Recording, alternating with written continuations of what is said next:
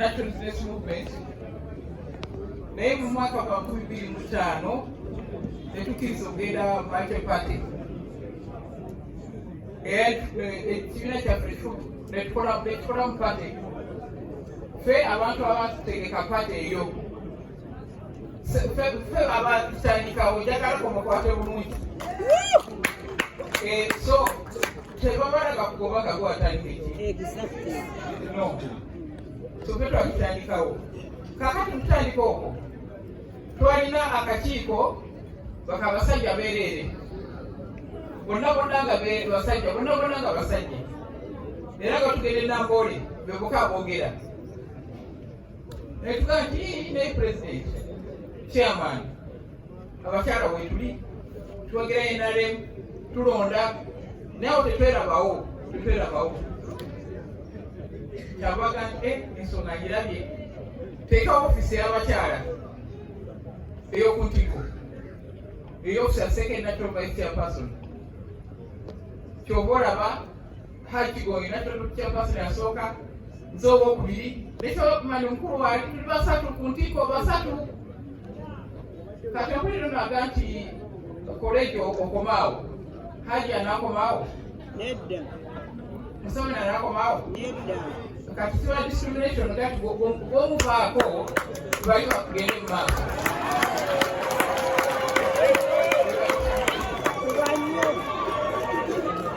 tutambule ffenna okuva mu Mombasa tutambule ffenna okusala gye tunaakoma kenjagala okubasaba ekyokubiri mu kibiina kyaffe kya NRM twakola guidelines ez'okwesimbawo esijagala ya parliament naye party olina okubeera nga okoledde party emyaka egisukka 10 era mu foomu wakuga nti tubuulire ebyokoledde NRM mu myaka 10 egiyise 10 years mwekiri bwoba n'emyaka 2 gyokka gyokoledde NRM okukola ebintu okubeera kanje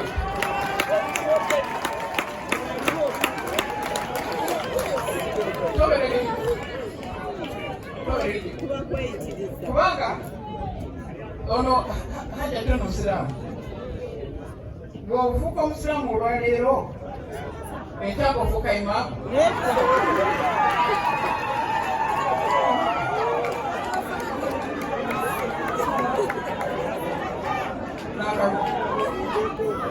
osooka kudda mu mitendera lwakwetegereza abulira atya kakati bw'otuuse eddaala oliise nalidoliise katuusa okubeera imaamu omusukuti waffe awo n'okola ki nobeera imaamu olwekyo bino ebyokubuukira ebintu kubanga kinyuma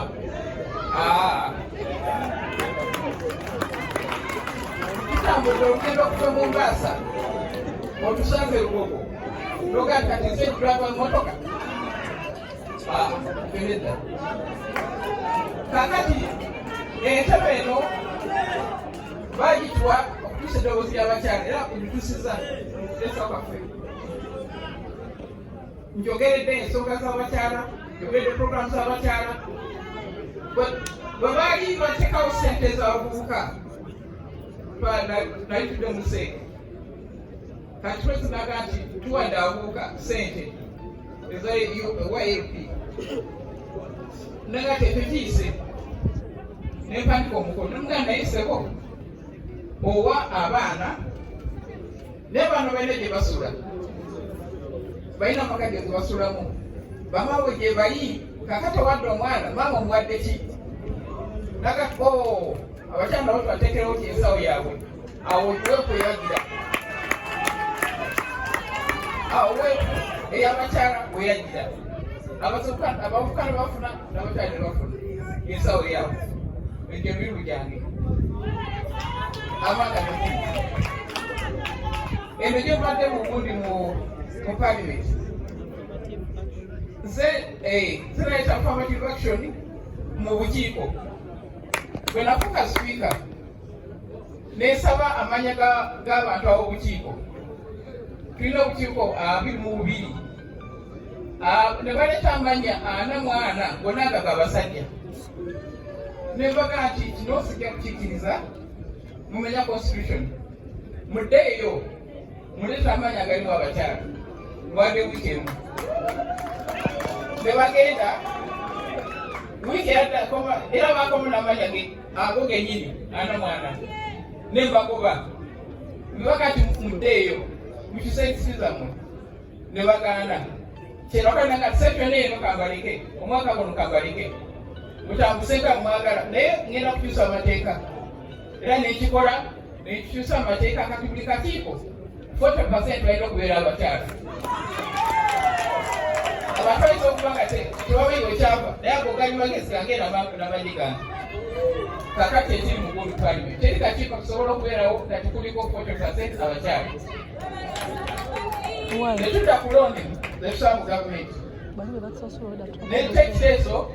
kilooni zino abakyala n'abavubuka basasula emisolo gino nteesa nti buli looni weriko komponenti ey'abakyala n'eyavubuka sima bitambulaga byalibadde naye resolution yayitisa mu palimenti nti looni zino zitufune eza Uganda omukyala omuvubuka balina okubeerako n'akatundu akaabwe nabafune okusenza Uganda osobola okweyagala ekyo gyemirimu gyekozesa mu ddoboozi lyange netudda ku batuwafe ba bulijjo neeta entegeka nti buli kifo ekikolerwamu awali abakyala wabeerewo daycare center natandikira ku palimenti zerasooka okuteeka daycare center ku palimenti kubanga abakyala abakozi ab'omu palimenti n'abakiisa abalina abaana basimanga mu motoka abaana ng'olowooza bayinza okufa ngabasomudenga kyaka kateekawo daycare center katenga buli kifo ekikolerwa mu Uganda kirina okubeera mu daycare center oba katale oba poliisi kyovalawo kati buli katale ke bazimba bulimu daycare center ekyo emirimu gyange so ebintu bingi n'olwekyo njagala bategeeza nti entebe eno gikozesa bulungi nnyo okukyusa amalobozi gammwe okupolisiza gavumenti nesobola okukyuka babaga ekisomeseza abantu bangi nnyo abamu sibajjukira naye basoboka abaana ba Uganda nayejabawo examples zibiri zokka enamayingo enjini agenda okusooka mu disitulikiti eyo omuwala nze musomeseza asomera yakamala university kati abaana omusinga tebasoma bulungi tebatambula bulungi kubabeera batambulira ku maati naye nalingi awo ne batuma daga ti omwana ono yasooka okutuuka mu university eyo mubizinga byenamayingo agenze bamuwadde enjini agenda talina sente nenga agenda asome kati yamaze ali eyo si musoga ati kusambya naye mwana wa Uganda ati mwana muwala esebeyi maze emyaka 2 nga nwana olutalo lwa